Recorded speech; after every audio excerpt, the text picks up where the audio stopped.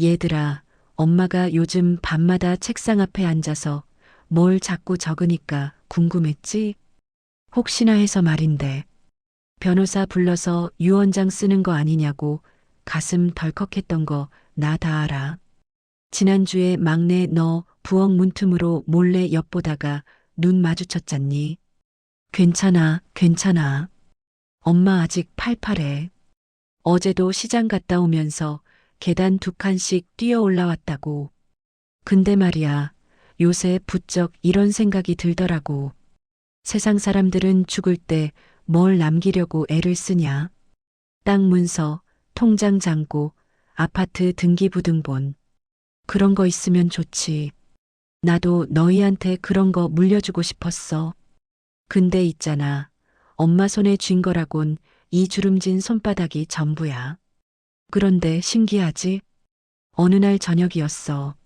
너희 아빠랑 텔레비전 보다가 어떤 아나운서가 그러는 거야. 진정한 유산은 돈이 아니라 기억입니다라고. 아이고, 그 말이 엄마 가슴을 꽝 하고 쳤다니까. 그때 깨달았지.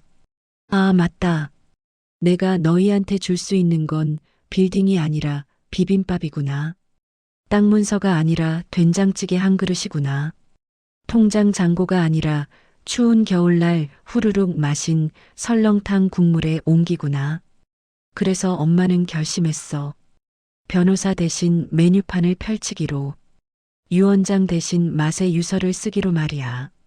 너희가 나중에 엄마 없이도 배고플 때, 마음이 시릴 때, 세상이 너무 차가워서 눈물 날 것 같을 때, 그때 찾아가서 위로받을 수 있는 곳들. 그 식당 문턱을 넘는 순간, 아, 우리 엄마가 여기 계시네 하고 느낄 수 있는 그런 곳들 말이야. 자, 이 낡은 수첩 좀 봐. 표지가 너덜너덜하지? 모서리가 다 말려 올라갔어. 이거 너희 아빠랑 신혼 때 쓰던 가계부야. 앞쪽 몇 장에는 쌀 3킬로 마이너스 2,500원, 버스비 마이너스 30원 이런 게 적혀 있고, 근데 뒤쪽으로 가면 전혀 다른 게 나와. 종이 넘기는 소리, 천천히. 1975년 11월 17일. 종로 삼가 골목. 대성욱 설렁탕. 그날 나는 울었다. 1982년 봄. 낙원상가 뒤 국수집. 비 오는 날. 비빔국수가 내 눈물을 삼켜줬다. 1989년 아이 낳고 나서. 산후조리원 근처 삼계탕집. 국물 한 모금에 엄마 목소리가 들렸다. 이게 뭐냐고? 이게 바로 엄마의 진짜 통장이야. 돈은 없어도 이 맛들은 평생 이자를 쳐. 그것도 복리로 말이야. 한 번 먹을 때마다 추억이 2배, 3배로 불어나거든. 너희 할머니가 돌아가시기 전에 나한테 그러셨거든. 얘야, 엄마가 너한테 돈은 못 남겨줘도 너 배고플 때 찾아가라고 한 곳만은 꼭 기억해라. 남대문 시장 안쪽에 있는 갈치조림 잘하는 집. 거기 가면 엄마 생각나게 졸여놨을 거다. 그때는 몰랐어. 그게 무슨 소린가 했지. 근데 할머니 돌아가시고 몇 년 뒤에 정말 힘들어서 견딜 수가 없을 때 엄마가 그 식당을 찾아갔어. 주인 할머니한테 혹시 여기 갈치 조림 유명한가요? 했더니 그분이 빙그레 웃으시면서 그러시더라고. 아이고, 손님 혹시 누구 딸이요? 말투가 옛날에 여기 자주 오던 분이랑 똑같네. 그날 받아든 갈치 조림 한 접시. 빨갛고 얼큰한 양념의 파가 수북이 올라가 있고 무가 갈치살 사이사이를 적시고 있는 그 모습을 보는데 아, 눈물이 그냥 주르륵 흘러내리더라고. 한 입 떼어 먹는데 이게 맛이 아니라 목소리였어. 잘 있었니? 고생 많았지? 엄마가 여기 있었다. 그래. 그때 깨달았어. 맛이라는 게 단순히 혀끝에 닿는 감각이 아니구나. 이건 시간을 뛰어넘는 전화기야. 돌아가신 사람과도 통화할 수 있는 마법의 주파수지. 그래서 엄마도 너희한테 이걸 남겨주고 싶어. 엄마가 죽고 나서도 너희가 이 수첩에 적힌 식당에 가서 그 음식을 먹으면 엄마가 귓가에 대고 속삭일 거야. 조금만 더 버텨. 엄마가 여기서 응원하고 있어. 오늘부터 엄마는 너희한테 들려줄 거야. 내 인생의 고비마다 나를 살렸던 그 식당들. 한 그릇의 국물이 어떻게 사람을 일으켜 세웠는지, 한 접시의 반찬이 어떻게 절망을 희망으로 바꿨는지. 이건 그냥 먹방이 아니야. 이건 생존의 기록이고 사랑의 증명이고 너희한테 건네는 인생 지도야. 첫 번째 이야기는 엄마가 가장 춥고 가장 외롭고 가장 배고팠던 그 시절. 1975년 겨울, 종로 3가 골목. 거기서 만난 설렁탕 한 그릇 이야기야. 그 이야기를 하려면 말이지, 너희가 상상도 못할 그 시절로 돌아가야 해. 지금처럼 카드 한 장 그으면 밥이 나오는 세상이 아니었어. 주머니에 500원짜리 동전 3개만 딸랑거려도 오늘은 부자네 했던 그런 시절 말이야. 좋아. 엄마 잠깐 눈 감을게. 1975년 겨울로 돌아간다. 20살 갓 상경한 촌뜨기 처녀. 그게 바로 지금 너희 앞에 앉아 있는 이 주름진 엄마의 출발점이었단다. 자, 준비됐니? 그럼 이제 진짜 이야기를 시작해 볼까? 1975년 1월. 그의 겨울은 유난히 추웠어. 지금처럼 패딩이니 뭐니 그런 거 있었겠니?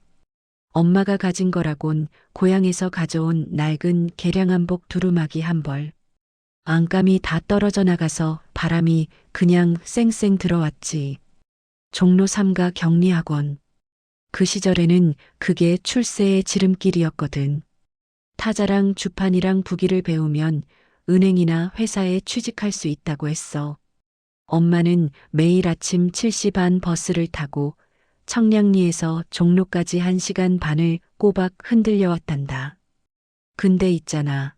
그때 엄마 주머니 사정이 얼마나 팍팍했는지 알아? 하루 용돈이 300원이었어. 버스비 왕복이 60원. 학원 앞 분식집에서 파는 떡볶이가 50원, 김밥이 100원. 계산 좀 해봐. 밥 한 끼 제대로 먹으면 그날은 걸어서 집에 가야 하는 거야. 그래서 엄마는 꼼수를 부렸지.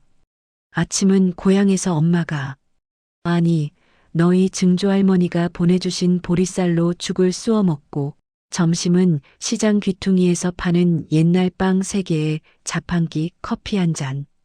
그게 엄마의 하루 식사였어. 그렇게 한 달을 버텼나? 2달을 버텼나? 몸은 점점 야위어가고 얼굴은 누렇게 뜨는데 그래도 엄마는 꿋꿋했어. 조금만 더 버티면 취직하고 돈 벌어서 고향에 송금할 수 있어. 그 생각 하나로 버텼지. 근데 말이야. 어느 날이었어. 1월 중순쯤 됐을 거야. 학원 수업 끝나고 나오는데 해가 벌써 기운 거야. 거리에는 가로등이 하나둘씩 켜지고 퇴근하는 사람들이 와르르 쏟아져 나오고 그날따라 바람이 정말 칼 같더라고. 보신각 쪽에서 불어오는 바람이 얼굴을 핥히는데 귀가 떨어져 나갈 것 같고 손가락은 꽁꽁 얼어붙고 그때 엄마 두루마기 주머니에 남은 돈이 딱 120원이었어. 버스 타고 가려면 30원이 모자라는 거지. 에이, 걸어가자. 그렇게 마음 먹고 종로 3가에서 종로 5가 쪽으로 무작정 걷기 시작했어. 그런데 이상했어. 걸으면 걸을수록 힘이 쭉쭉 빠지는 거야. 다리가 휘청휘청하고 눈앞이 아른아른하고 아, 이게 배고픔이구나. 이게 진짜 허기구나. 그때 처음 알았어. 그때였어. 정신을 차려보니 엄마가 어느 골목 앞에 멍하니 서 있더라고. 코끝으로 무언가 스며들어 왔어. 구수하다 못해 진득하게 코를 휘감는 뼛속까지 스며드는 그 냄새. 사골 고아내는 냄새였어. 엄마는 그 냄새에 홀린 사람처럼 골목 안쪽으로 걸어 들어갔단다. 대성옥. 낡아 빠진 나무 간판. 페인트가 벗겨져서 대자의 한 획이 거의 안 보일 지경이었어.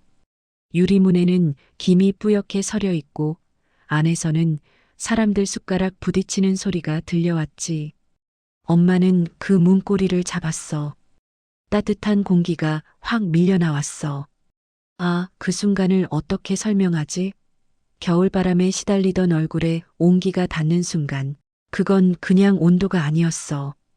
누군가 엄마를 꼭 끌어안아주는 것 같았다고. 어서 오소.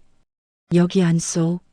주인 아주머니가 엄마를 보더니 구석 자리를 가리키셨어. 가게 안은 좁았어. 테이블이라고 해봤자 낡은 함석상이 5개. 손님들은 어깨를 부딪히며 앉아서 허겁지겁 숟가락을 놀리고 있었지. 엄마는 떨리는 손으로 주머니를 뒤졌어. 120원. 그때 칠판에 적힌 메뉴판을 봤어. 설렁탕 마이너스 150원. 30원이 모자랐어. 근데 엄마 입에서는 이미 말이 나와버렸어. 저기, 설렁탕 한 그릇이요. 아주머니가 엄마를 한번 보더니 고개를 끄덕이시는 거야. 뭘 아신 건지 아니면 그냥 바빠서 대충 들으신 건지. 잠시 후 엄마 앞에 놓인 뚝배기 펄펄 끓고 있었어. 하얀 국물에서 김이 모락모락 피어올랐지. 아니, 김이 아니었어. 그건 마치 홀령처럼 구름처럼 엄마를 감싸고 위로하는 무언가였어. 국물 위에 얇게 썬 고기 몇 점. 파가 송송 뿌려져 있고 옆에는 깍두기가 담긴 작은 접시. 그런데 이상한 거 알아? 엄마가 주문한 건 제일 싼 설렁탕이었는데 그 뚝배기 안에 소면이 들어가 있는 거야. 보통 면 추가는 50원을 더 내야 하는 건데 말이야. 고개를 들어주인 아주머니를 봤더니 그분은 이미 다른 손님 상을 치우고 계셨어. 아, 그때 알았어. 이 아주머니가 엄마 주머니 사정을 아신 거야. 엄마가 얼마나 배고픈지, 얼마나 고단한지 한눈에 보신 거라고. 엄마는 숟가락을 들었어. 첫 술을 떴어. 뜨거운 국물이 입술에 닿는 순간, 혀를 적시는 순간, 목으로 넘어가는 순간. 얘들아, 그 맛을 엄마는 평생 잊을 수가 없어. 그건 그냥 설렁탕이 아니었어. 그건 살아내라는 주문이었어. 포기하지 마라는 마법이었어. 너는 혼자가 아니다라는 증명이었어. 국물을 한 술, 2술 뜨는데 눈물이 핑 돌더라고. 면을 후루룩 들이켜는데 콧물이 나오는 거야. 매워서? 아니야. 뜨거워서? 그것도 아니야. 그냥 너무 고마워서, 너무 따뜻해서, 너무 살아있다는 게 감사해서. 엄마는 그날 그 설렁탕을 한 방울도 남기지 않고 다 먹었어. 깍두기까지 싹싹 비우고 마지막 국물까지 말끔하게 마셨지. 그리고 뚝배기를 내려놓는데 몸이 후끈후끈해지는 거야. 아까까지 얼어붙었던 손끝이 다시 살아나고 귀가 따끈따끈해지고 주머니에서 120원을 꺼내 상 위에 놓았어. 아줌매, 돈이 이거밖에 없어요. 주인 아주머니가 돌아보시더니 빙긋 웃으시면서 그러시더라고. 됐어, 됐어. 다음에 오면 되지. 조심히 가고. 엄마는 그 가게 문을 나섰어. 밖은 여전히 추웠어. 바람은 여전히 매서웠고 거리는 여전히 어두웠지. 근데 신기하지? 엄마는 더 이상 춥지 않았어. 뱃속에서 설렁탕 국물이 따뜻하게 데워주고 있었고 주인 아주머니의 눈빛이 가슴 한구석을 환하게 밝혀주고 있었거든. 청량리까지 걸어갔어. 1시간 반을 걸었지. 근데 이상하게 힘들지 않았어. 한 걸음 한 걸음 내디딜 때마다 입속에 아직 남아있는 그 구수한 여운이 엄마를 앞으로 밀어줬단다. 그날 밤 좁은 새방에 들어와서 이불을 뒤집어 쓰고 누웠을 때 엄마는 생각했어. 그래, 나 할 수 있어. 조금만 더 버티면 돼. 나한테 손 내밀어주는 사람이 이 서울 어딘가에 있잖아. 그게 바로 50년 전 오늘 엄마의 이야기야. 설렁탕 한 그릇이 20살 여자애를 살렸어. 음식이 아니라 사람이 사람을 살린 거지. 얘들아, 너희도 살다 보면 그런 날이 올 거야. 세상이 너무 차갑고 내 편이 아무도 없는 것 같고 한 걸음도 더 못 갈 것 같은 그런 날 말이야. 그럴 때 기억해. 어딘가에는 너를 위해 국물을 끓이고 있는 사람이 있어. 내가 오기만을 기다리는 문턱이 있어. 엄마가 남겨주는 이 맛의 지도가 바로 그 문을 찾아가는 나침반이야. 자, 이제 시간을 좀 건너뛸게. 1982년 봄. 엄마가 너희 아빠 만나고 결혼하고 신혼살림 차린 지 2회째 되던 해야. 그때쯤 되니까 엄마도 이제 서울 생활이 좀 익숙해졌어. 종로 그 설렁탕 집은 엄마의 단골이 됐고 주인 아주머니는 엄마 얼굴만 봐도 우리 딸 왔네 하고 반겨주셨지. 근데 있잖아. 단골이 된다는 게 뭔지 알아? 그건 단순히 자주 가는 곳이 아니야. 그건 말이지. 내 인생의 일부가 되는 거야. 내 기쁨과 슬픔을 함께 나누는 또 하나의 가족이 생기는 거란다. 그해 4월이었나, 5월이었나. 너희 아빠가 큰일을 저질렀어. 회사 선배 보증을 잘못 썼다가 전세금을 날린 거야. 2천만 원. 그때 돈으로 2천만 원이면, 아이고, 지금으로 치면 억대가 훨씬 넘는 돈이었지. 그날 밤, 아빠한테 그 소식 듣고 엄마는 너무 화가 나서 말을 못 하겠더라고. 뭐라고 소리를 질러야 할지, 울어야 할지, 웃어야 할지. 그냥 미칠 것 같았어. 나 나가 있을게. 그 한마디만 던지고 엄마는 집을 나왔어. 밖에는 비가 쏟아지고 있었어. 우산도 안 가져왔어. 그냥 비를 맞으면서 무작정 걸었지. 발이 가는 대로. 정신없이. 그러다 정신을 차려보니까 발걸음이 멈추는 소리. 낙원상가 뒤쪽이더라고. 아, 맞다. 여기 국수집 있었지. 예전에 학원 다닐 때 한두 번 와봤던 곳. 진미국수였나? 간판도 낡고 골목도 으슥한데 맛 하나만큼은 기가 막혔던 곳. 어머, 손님 비 맞았네. 여기 앉으소. 수건 줄게. 주인 할머니였어. 70 가까이 되셨을까? 허리가 굽고 손등에 핏줄이 붉어져 있는데 눈만큼은 맑고 따뜻하셨지. 엄마는 멍하니 앉았어. 할머니, 비빔국수 하나요. 왜 비빔국수를 시켰냐고?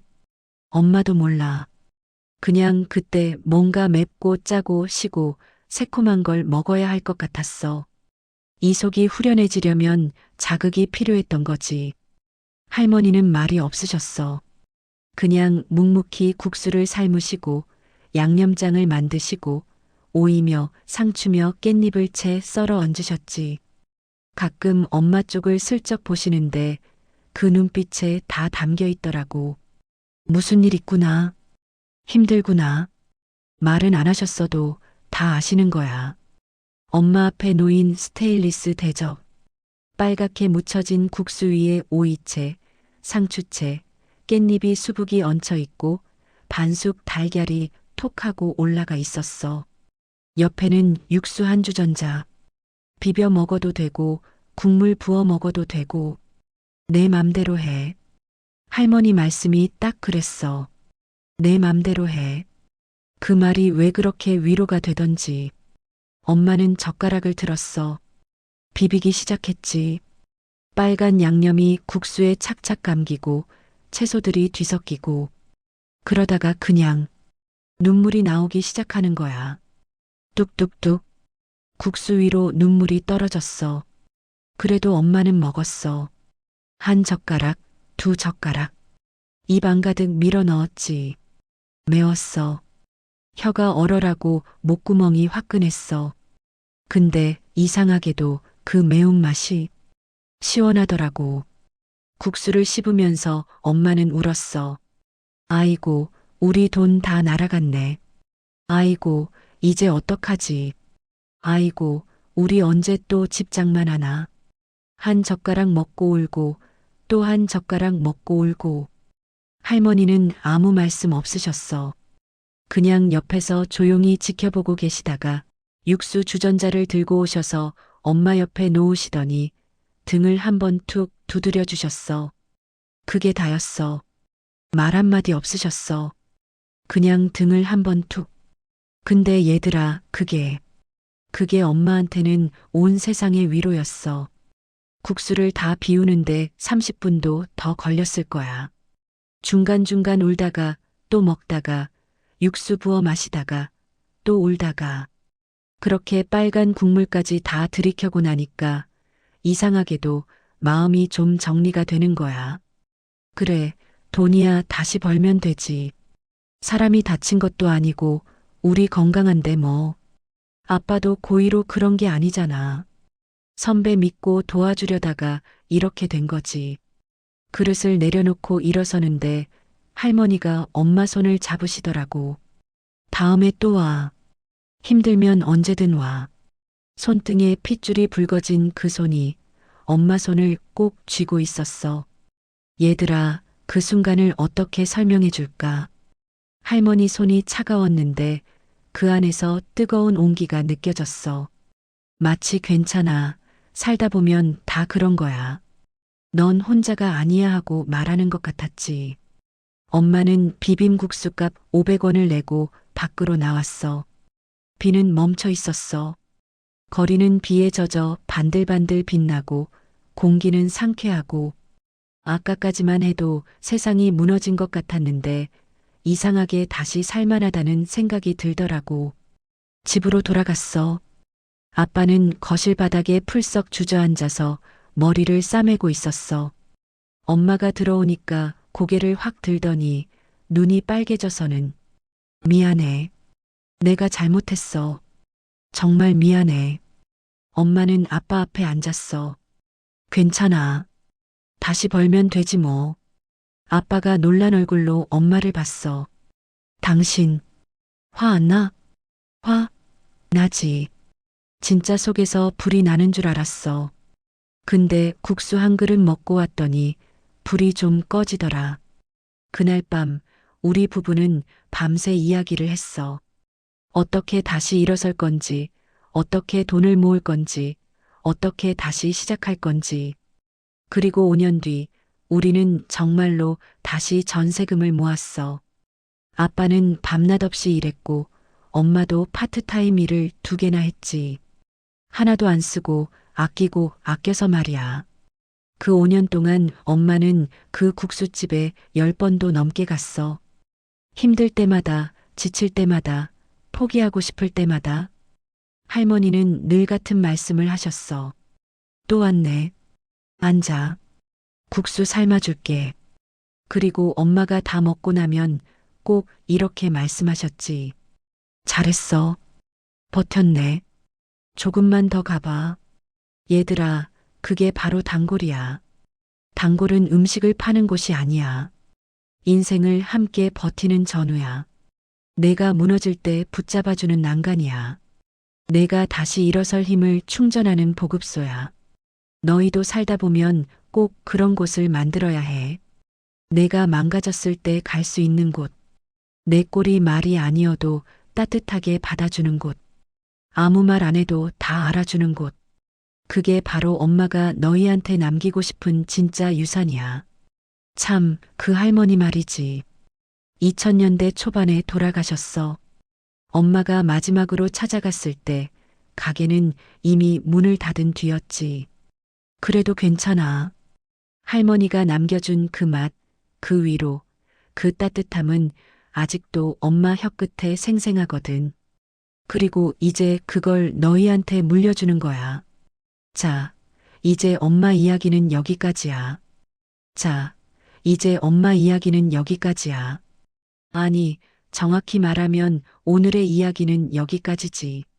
엄마 수첩에는 아직 30곳이 넘는 식당이 남아있거든. 너희 낳고 미역국 먹던 곳, 너희 돌잔치 했던 횟집, 너희가 대학 합격하던 날. 우리 가족이 함께 갔던 그 고깃집. 근데 얘들아, 엄마가 진짜로 하고 싶은 말은 따로 있어. 이 맛에 유서를 쓰면서 엄마가 깨달은 게 있어. 음식이라는 게 단순히 배를 채우는 연료가 아니구나.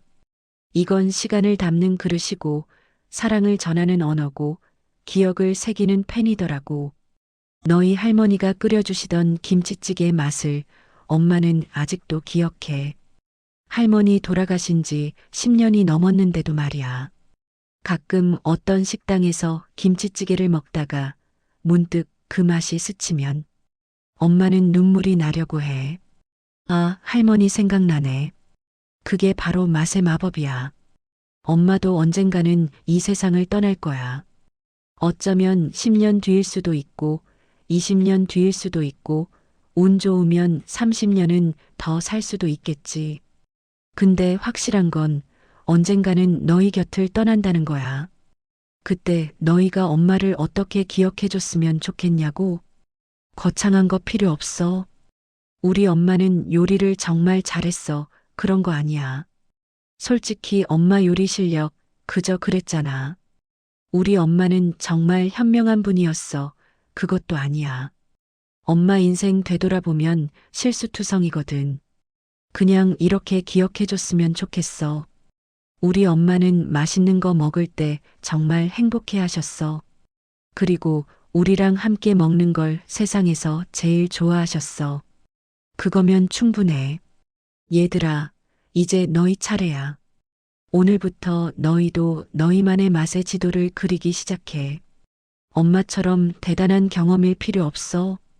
그냥 오늘 점심에 먹은 김밥이 유난히 맛있었다면 그 분식집 이름을 적어도, 비 오는 날 우연히 들어간 카페의 따뜻한 코코아가 내 마음을 녹여줬다면 그 카페 주소를 메모해도, 실연당하고 친구랑 술 마시던 포장마차에서 먹은 떡볶이가 위로가 됐다면 그 아저씨 얼굴을 기억해도.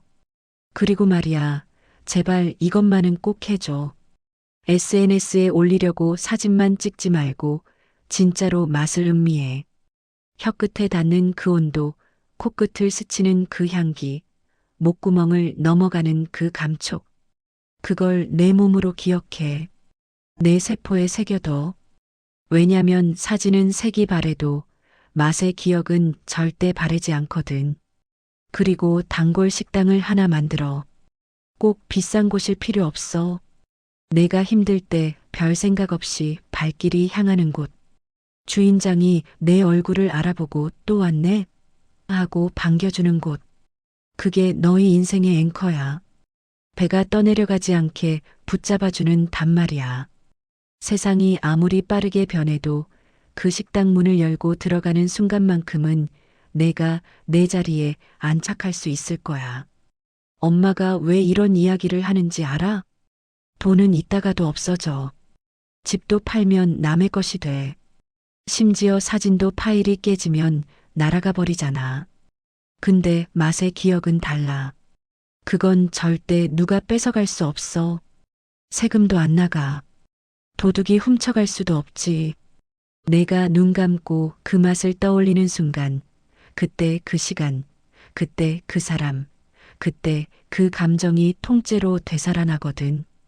그게 바로 엄마가 너희한테 물려주고 싶은 진짜 유산이야. 자, 오늘은 이야기가 좀 길었지? 엄마도 얘기하다 보니 옛날 생각이 막 나서 말이야. 아이고, 목도 좀 칼칼하네. 그나저나 너희 오늘 저녁 뭐 먹을래? 엄마가 그 종로 설렁탕집 한번 데려가 줄까? 50년 전 그 맛이 아직도 똑같은지 한번 확인해 보자고. 아, 맞다. 요즘 그 집 2대째 아들이 물려받아서 하고 있대. 엄마 젊었을 때 봤던 그 주인 아주머니 아들이야. 그 아들도 이제 환갑이 넘었겠지? 가서 엄마가 옛날 이야기 해줄게. 아저씨, 내가 50년 전에 여기서 설렁탕 먹고 살아났어요 하면 아저씨가 뭐라고 할까? 어쩌면 어머니, 저희 어머니가 그러셨어요. 손님들 중에는 진짜 배고픈 사람이 있으니까 그런 사람한테는 면 좀 더 넣어드리라고요. 그럴지도 모르지. 그럼 엄마 또 울 것 같은데. 아니, 틀림없이 울 거야. 그 설렁탕 국물 속에 면발 동동 뜬 거 보면 분명히 눈물이 핑 돌 거란 말이야. 근데 괜찮아. 행복한 눈물이니까. 얘들아, 인생은 결국 이런 거야. 누가 너한테 국물 한 그릇 더 떠주고, 내가 누구한테 반찬 하나 더 건네주고, 서로 먹이고, 서로 배불리고, 서로 살려주는 거. 그렇게 연결되어 있는 거야, 우리는. 밥 한 끼, 국물 한 그릇으로. 엄마는 너희한테 빌딩을 못 남겨줘. 통장에 큰 돈도 없어. 근데 이것만큼은 자신 있어.